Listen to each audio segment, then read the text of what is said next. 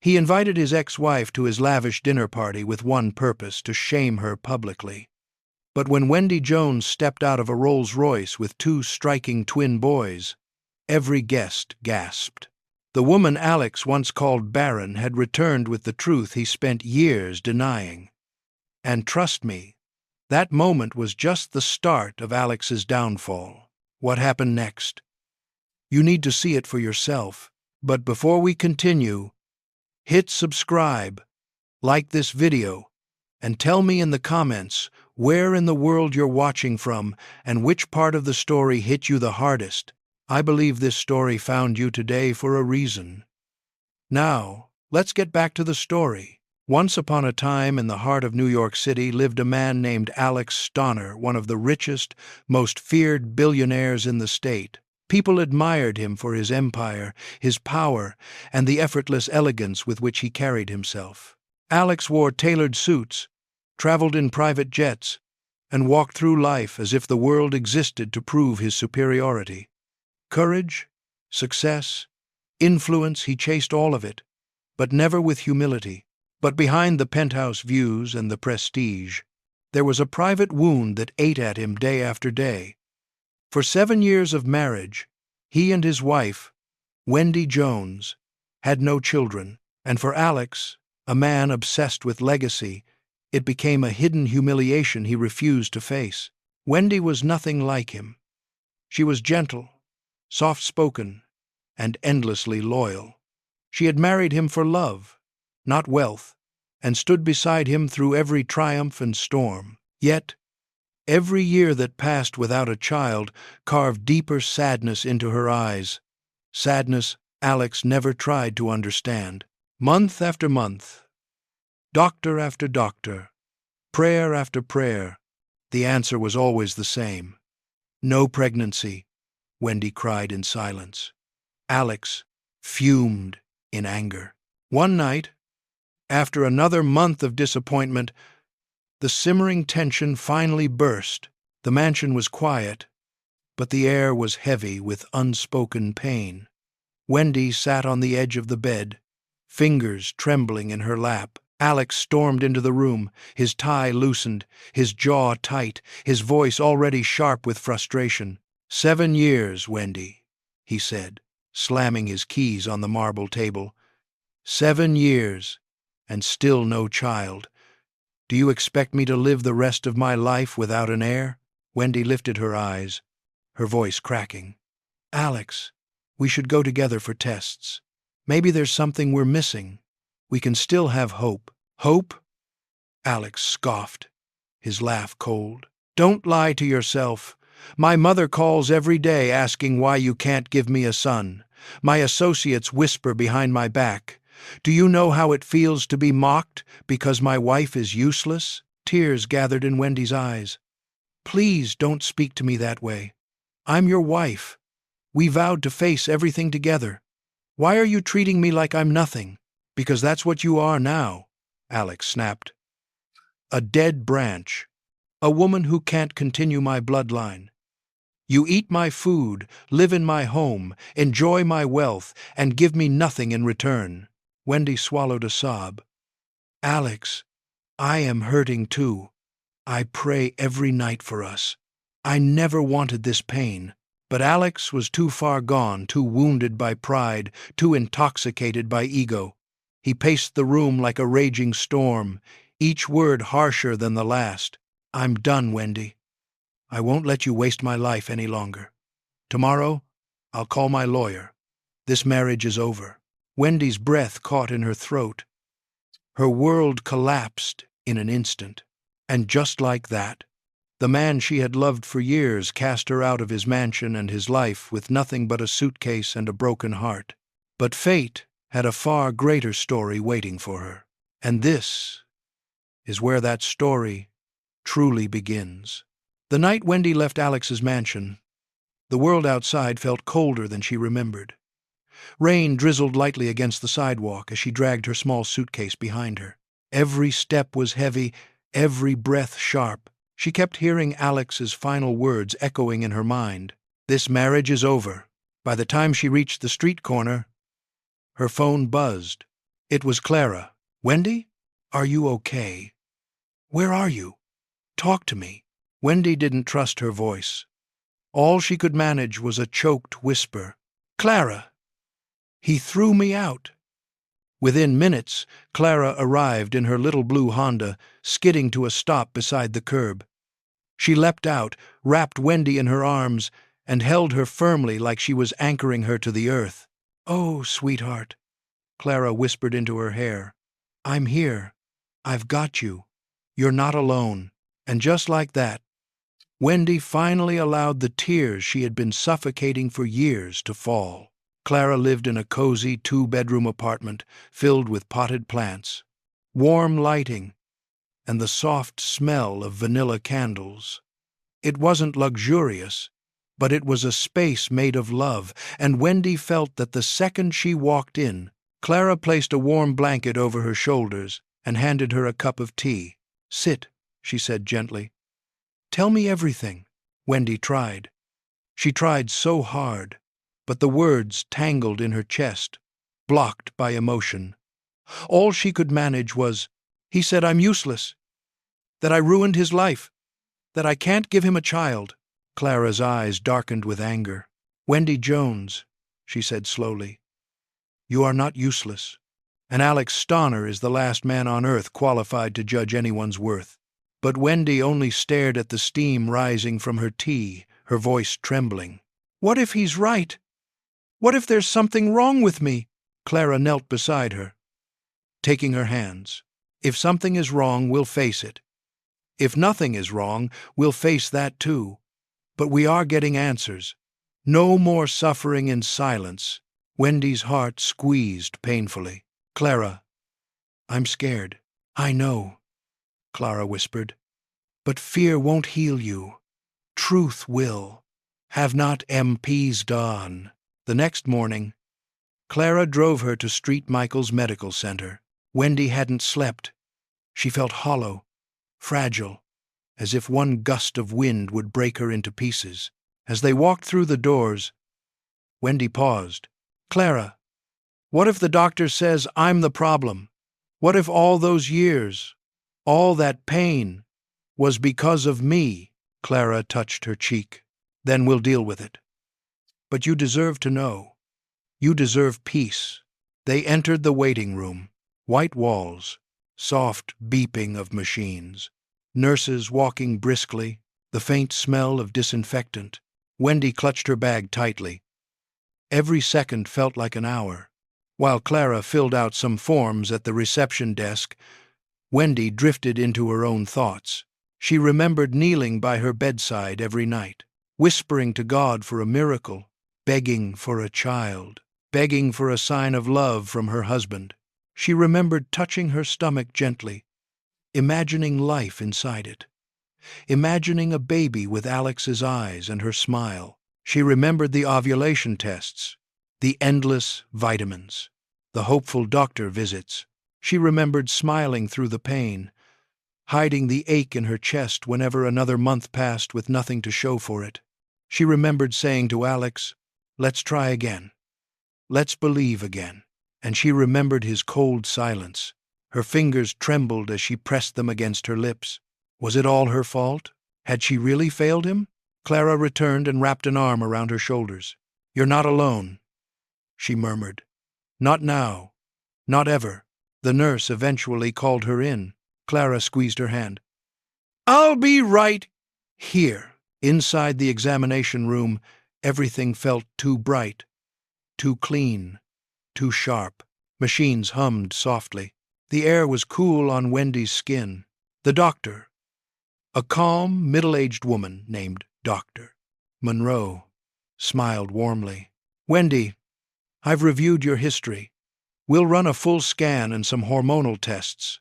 Nothing painful, just routine." Wendy nodded, though her heart pounded. As the machines whirred, as blood was drawn, as scans were taken, Wendy stared at the ceiling, her mind filled with 1,000 fears. "Please don't let it be me," she thought. Please don't let him have been right." After what felt like a lifetime, Wendy and Clara sat across from Dr. Monroe in her office. The doctor held a folder in her hands. Her expression was gentle. "Wendy," she began softly, "I have your results." Wendy's stomach twisted. Dr. Monroe opened the folder. "Everything is normal.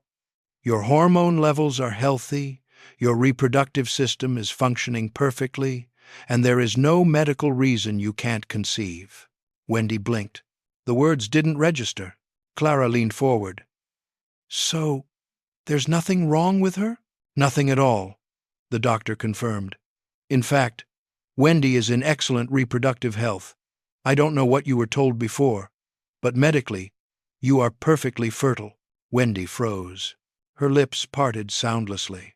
And then the first tear fell. Not just one, not just two. A storm broke inside her. Years of pain, years of self-blame, years of humiliation, tears, and sleepless nights, all unraveling at once. Clara wrapped her arms around her as Wendy shook violently, sobbing into her shoulder. "He destroyed me," Wendy whispered. "He made me believe I was broken, that everything was my fault." Clara stroked her hair gently. "No, sweetheart. Alex destroyed himself the day he chose cruelty over love." Wendy cried harder, her heart breaking and healing at the same time. Because for the first time, she wasn't crying from shame. She was crying from freedom. Later that night, back at Clara's apartment, Wendy stared out the window at the city lights. Her eyes were swollen from crying, but there was a new spark inside them, a small one, quiet, fragile, but real. Clara walked up beside her. "You're thinking," she said. Wendy nodded. "For the first time, I feel like I have a future." "And you do." Clara smiled. "Alex took 7 years of your life, but he doesn't get to take the rest." Wendy exhaled shakily. "I don't know where to start." "Anywhere," Clara replied. "Just take one small step." And she did. The very next week, Wendy started looking for work. It wasn't glamorous. It wasn't easy, but it was hers. She became a nanny for a kind, single mother whose toddler adored her. She did bookkeeping for a local boutique, organizing receipts and balancing accounts. And every Saturday, she worked at a flower shop, her favorite job of all, surrounded by roses, daisies, lilies, and soft music that soothed her soul. Each job paid a little. Each job chipped away at the version of herself Alex had created.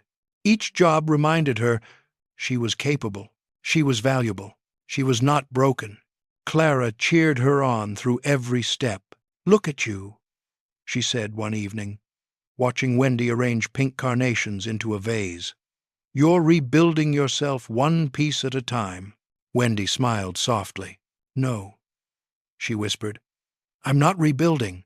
She adjusted a flower delicately, her touch steady and sure. "I'm becoming someone new." The morning sun streamed through the floral shop's window, spilling golden warmth over Wendy's hands as she tied the final ribbon around a bouquet meant for a corporate client. The delivery driver had called in sick, so she offered to deliver it herself. It felt good to be useful, to move forward. When she arrived at the address, a sleek building downtown, she double-checked the invoice. That's when she realized her mistake. The bouquet wasn't meant for Ward Enterprises, but for Warden and Co. 2 blocks away. Embarrassed, she turned to leave, only to hear a calm, deep voice behind her.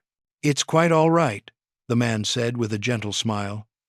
He introduced himself as Ethan Ward, a widowed businessman known in quiet circles for his success, though his presence carried none of the arrogance Wendy had grown used to. There was warmth in his eyes, a steadiness that made her feel, for the first time in a long while, safe. Ethan noticed the flicker of sadness she tried to hide but didn't pry. Instead, he asked if she might be interested in helping with some small administrative work for his office, just part-time, if she wanted. Weeks turned into months. Wendy's days filled with meaningful rhythm, organizing files, taking calls, laughing softly at Ethan's dry humor. He listened to her ideas, valued her input, and never once raised his voice. Slowly, the walls she had built began to crumble. One evening, after a long meeting, Ethan lingered by her desk. "You know," he said, eyes thoughtful, "I admire how you carry kindness even after everything life has thrown at you." Her breath caught. No one had ever said that to her before. When he finally asked her to dinner, Wendy hesitated. The ghosts of her past whispered doubts, but Ethan's sincerity quieted them. So she said yes, and in that simple word, she chose herself again this time. With hope, the wedding was simple, soft music, white roses, and the quiet glow of candles reflecting in Ethan's eyes. Wendy stood beside him beneath a small archway in the garden, her hands trembling as he slipped a ring onto her finger. There was no grand audience, no lavish display, just love that had grown patiently, tenderly, and truthfully. They built a peaceful life together. Ethan's laughter filled their mornings, and his steady support turned ordinary days into something golden. Then one spring morning, Wendy stood frozen in the bathroom, a small test trembling in her hands, two pink lines. Tears blurred her vision. Pregnant! For a moment, she could only hear echoes from the past, Alex's cold voice calling her barren, declaring she'd never be enough. But that voice was gone now, swallowed by the sound of Ethan's joyous disbelief as she told him the news. He lifted her into his arms, laughing and crying at once.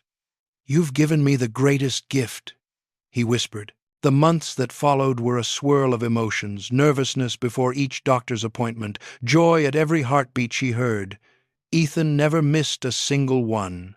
When craving struck at midnight, he was there with strawberries and warm tea. When fear crept in, he reminded her that miracles often bloom from broken soil. Then came the day rain drumming softly against the hospital window as Wendy's cries filled the room. Hours later, two perfect cries answered hers. Twin boys, James and Jude. Ethan's hands shook as he held them, his eyes wet with gratitude. "You've brought happiness back into my life," he said, voice breaking. "You've made me believe again." Wendy looked at their tiny faces and felt a fullness she'd never known. For the first time, she wasn't surviving, she was whole. Somewhere across the city, Alex sat in his marble-floored penthouse, surrounded by wealth yet utterly alone. The glittering glasses, the endless parties, the shallow laughter, none of it could fill the emptiness he'd carved for himself. Wendy, meanwhile, slept peacefully, her sons resting on her chest, proof that love, when pure, could rewrite destiny. 5 quiet, beautiful years had passed. James and Jude were now 6, mischievous, bright-eyed, and endlessly curious. Their laughter filled the Ward household, echoing through the sunlit halls that Wendy once feared would remain silent forever. Life had grown soft around the edges. Wendy managed a blooming floral business while helping Ethan with his charitable foundation. Her name occasionally appeared in local magazines, Mrs. Wendy Ward, philanthropist and entrepreneur. It was one of those articles that found its way into the hands of Alex Carter.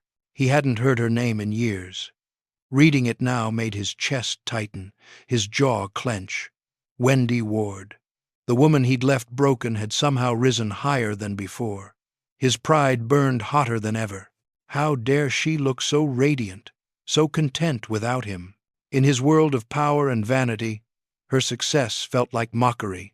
He told himself he didn't care, yet the bitterness grew until it twisted into something darker.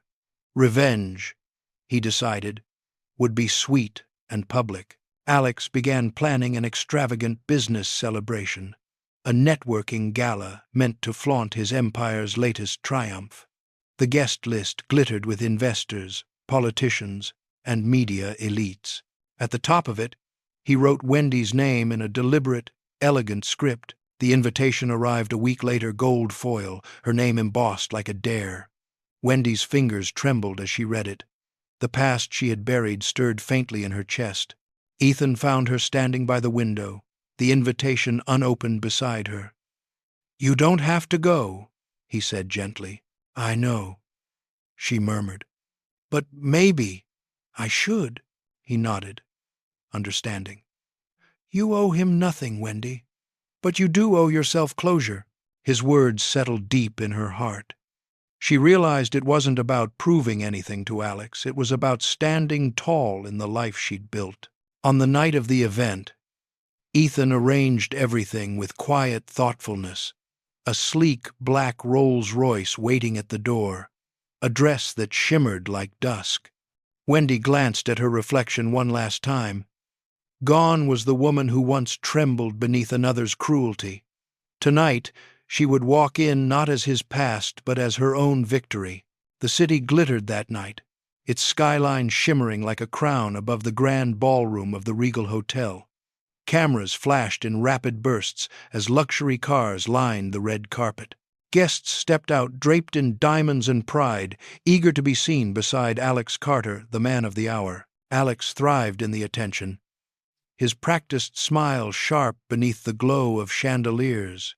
Every handshake, every flash of a camera fed his ego.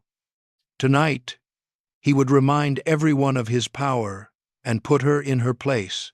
He could already picture Wendy arriving in a modest dress, perhaps stepping nervously from a taxi, her face pale with embarrassment.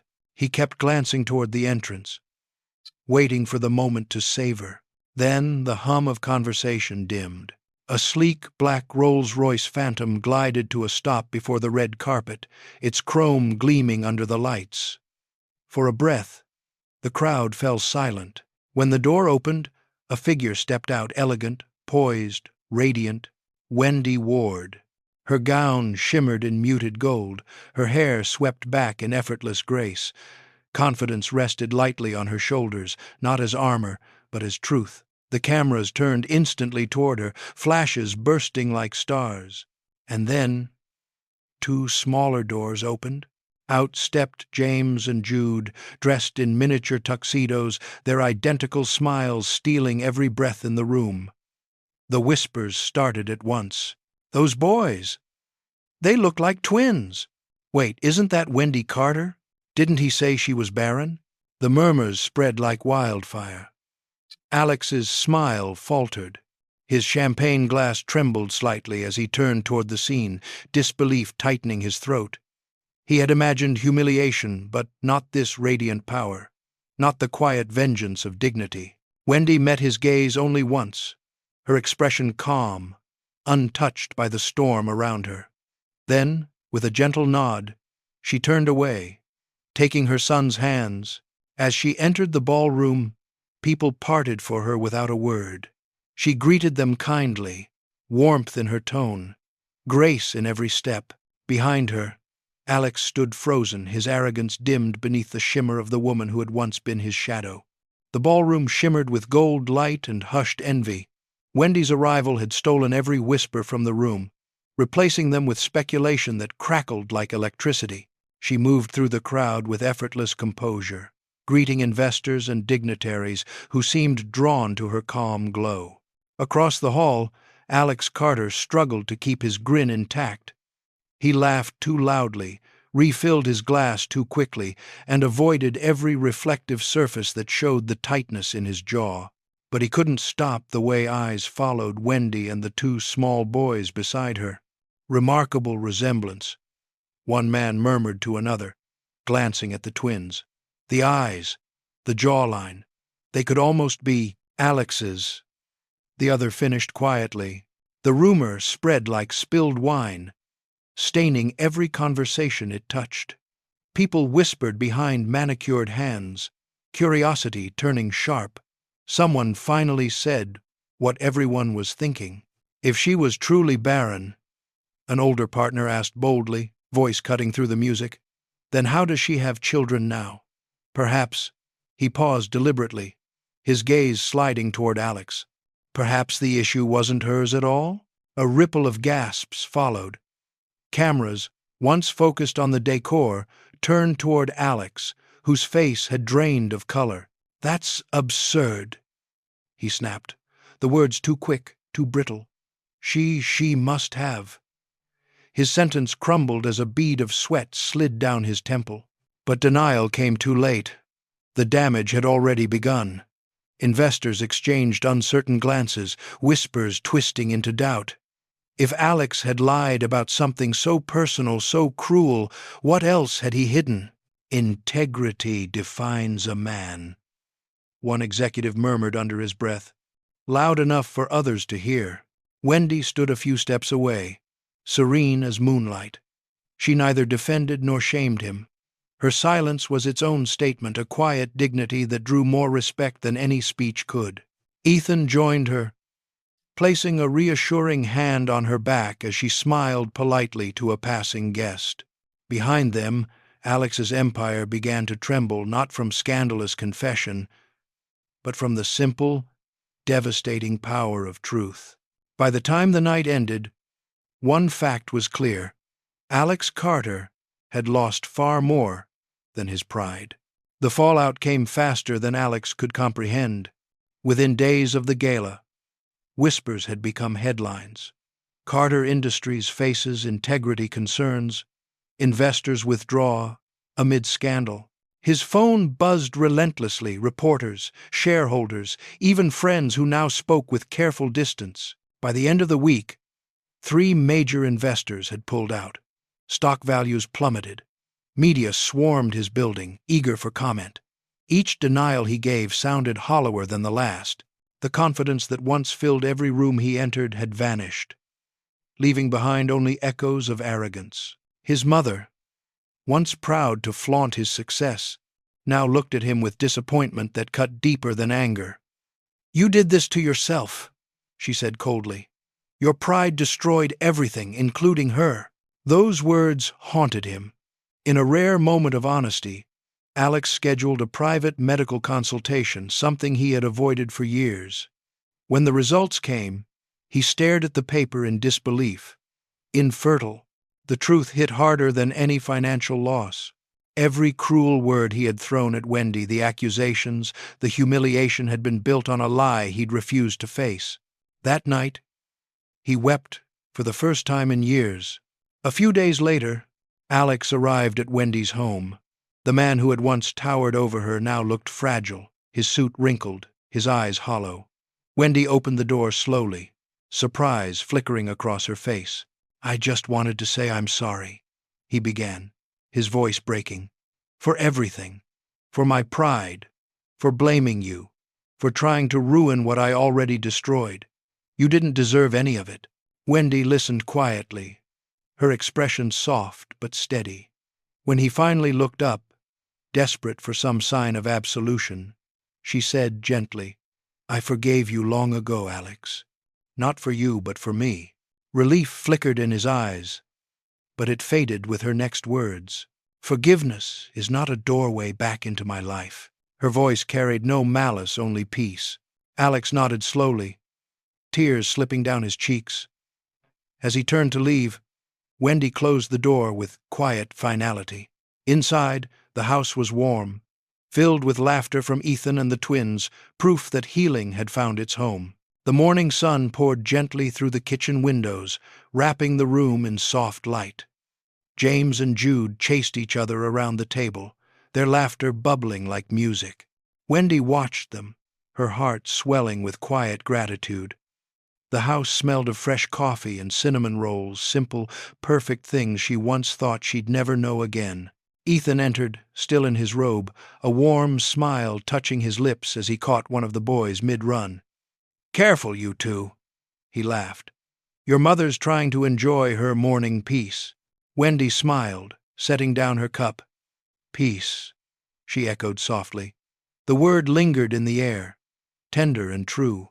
Later, as the twins played outside, she stood by the window and let her thoughts drift backward to a night long ago when she'd stood trembling at Alex's mansion gate, heart shattered, hope nearly gone. That woman felt like a ghost from another lifetime. She had walked through the fire and come out not unscathed. but renewed. Ethan came up behind her, wrapping his arms around her waist. "You've come so far," he murmured, his breath warm against her hair. "You deserve every bit of this life, Wendy, every smile, every sunrise." She turned in his arms, her eyes glistening, not with pain this time, but peace. "I finally do," she whispered. Outside, James and Jude ran through the garden, their laughter ringing in the air. Ethan took Wendy's hand, their fingers intertwining naturally, easily, as though they'd been made for this quiet forever. For the first time, Wendy didn't feel the need to look back.